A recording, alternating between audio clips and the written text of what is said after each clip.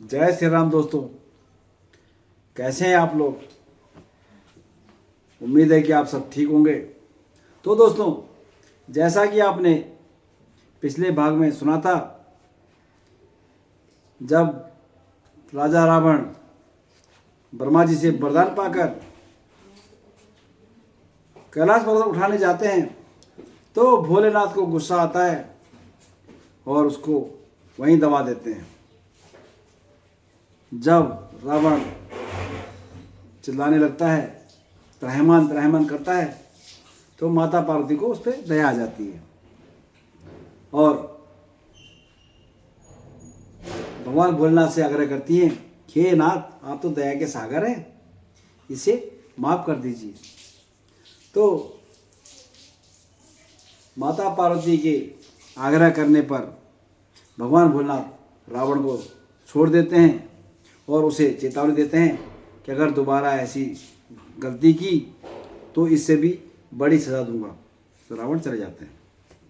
तो आज के भाग में मैं आपको सुनाने जा रहा हूँ रावण द्वारा ऋषि मुनियों को परेशान करना। तो महाराजा रावण दरबार में बैठे हैं तो अपने सभासदों को बोलते हैं, हे मेरे सभासदों, आजकल हमारे कई शत्रु उत्पन्न हो चुके हैं, क्यों ना सबसे कर के रूप में कुछ न कुछ लिया जाए, आपकी क्या राय है? तो सभासद कहते हैं, महाराज, आपका कथन सत्य है। तो रावण अपने दूतों को आज्ञा देते हैं कि जाओ और जंगल में जाकर ऋषि मुनियों से कर लेके आओ और उनको समझाना कि आज के बाद मैं ही तुम्हारा ईश्वर हूँ, सिर्फ आप लोग मेरे ही तपस्या करोगे, मुझे ही भजोगे, तुम्हारा भगवान मैं ही हूँ। तो बोलते हैं, जग में सारा राज हमारा, जग में सारा राज हमारा, सुर नर मुनि अधीना, सुर नर मुनि अधीना, कई हारे कई मारे, कई हारे कई मारे, किया सभी को दीना, दूतों मुनियों से जाके पूछो, दूतों मुनियों से जाके पूछो, हो जाओ मेरे अधीना, हो जाओ मेरे अधीना। तो रावण अपने दूतों को बोलते हैं, मेरी आज्ञा से निशाचरों, मेरी आज्ञा से निशाचरों, तुम दंडक बन को चले जाओ, तुम दंडक बन को चले जाओ। रावण अधिपति है त्रिभुवन का, रावण अधिपति है त्रिभुवन का, तुम जाके उनको समझाओ, कुछ निश्चय कर ले आना, कुछ निश्चय करके कर ले आना, कुछ मुनियों को समझाना, कुछ मुनियों को समझाना, मत यज्ञ करो, मत धर्म करो, मत यज्ञ करो, मत धर्म करो, उपदेश उन्हें ये दे आना। जो मेरी आज्ञा टालेगा, जो मेरी आज्ञा टालेगा और यज्ञ करेगा चोरी से, अरु यज्ञ करेगा चोरी से, उसको अग्नि में डाल देना, उसको अग्नि में डाल देना, तुम पकड़ पकड़ कर जोरी से। कहना उनसे मैं ईश्वर हूँ, कहना उनसे मैं ईश्वर हूँ, तुम सब मिल कर के मुझे भजो, तुम सब मिल कर के मुझे भजो, जप तप सब ये पाखंड है, जप तप सब ये पाखंड है, तुम इस पाखंड को यूं ही तजो। हे दूत गणों, जाओ और ऋषि मुनियों से कर वसूल करके ले आओ। तो राजा की आज्ञा पाकर दूत सारे वन में जाते हैं और ऋषि मुनियों पर हमला बोल देते हैं। तो ऋषि कहते हैं, हे राक्षस गणों, इस भयानक वन में आप किस कारण आए हो? तो राक्षस कहते हैं, हे मुनियों, हम महाराजा रावण के दूत हैं और हमारे महाराज ने बोला है कि अगर आपको हमारे इलाके में रहना है तो कर के रूप में कुछ ना कुछ आपको देना पड़ेगा। तो ऋषि मुनि दीन लाचार हैं, वो कहते हैं, हे भाइयों, हमारे पास रखा ही क्या है जो हम आपके महाराज को कर के रूप में दे सके? तो राक्षस कहते हैं, नहीं नहीं, कर तो आपको देना ही होगा। तो मुनि कहते हैं, हे भाइयों, हमारे पास इस हाड़ मांस और रक्त के सिवा और है ही क्या जो हम आपको कर के रूप में दे सकते हैं? तो राक्षस कहते हैं, खून ही सही, आपको कर तो देना ही होगा, अच्छा अपना खून ही दे दीजिए। तो ऋषि मुनि अपनी उंगली काटकर घड़े में उनको खून दे देते हैं और कहते हैं, हे राक्षसों, अपने महाराज से कहना कि जिस दिन ये घड़ा फूटेगा उस दिन तेरा सर्वनाश हो जाएगा।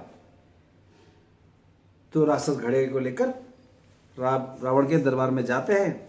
तो रावण पूछते हैं, रे रे दूत का हाँ तुम धाए, रे रे दूत का हाँ तुम धाए, रे रे दूत का हाँ तुम धाए, दंडक ऋषियन से क्या कर लाए, दंडक ऋषियन से क्या कर लाए, यही घटकों के ही कारण लानो, यही घटकों के ही कारण लानो, यही घटकों के ही कारण लानो, वेद नया को हम ही जानो, वेद नया को हम ही जानो।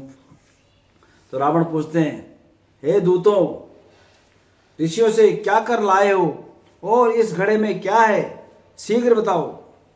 तो राक्षस डरते डरते कहते हैं, महाराज, इस घड़े में ऋषि मुनियों का खून है और ऋषियों ने कहा कि जिस दिन ये घड़ा फूटेगा आपका सर्वनाश हो जाएगा। रावण, क्या कहा, सर्वनाश हो जाएगा? फिर कुछ सोचते हैं कि क्या करूं, परेशान हो जाता है, ये तो क्या हो गया, ये तो अर्थ हो गया। फिर सोचते हैं, फिर बोलते हैं, अपने दूतों को आदेश देते हैं, यही घट ले उत्तर दिशि जाओ, यही घट ले उत्तर दिशि जाओ, यही घट ले उत्तर दिशि जाओ, यतन सहित इसे वहाँ गाड़ाओ, यत्न सहित इसे वहाँ गढ़ आओ। राजा जनक करिन तहाँ वासा, राजा जनक करिन तहाँ वासा, राजा जनक करिन तहाँ वासा, उनका ही होवे सर्वनाशा, उनका ही होवे सर्वनाशा। तो हे मेरे दूतों, जाओ उत्तर दिशा में और इस घड़े को राजा जनक की राजधानी में गाड़ आया हो। तो आज्ञा पाते ही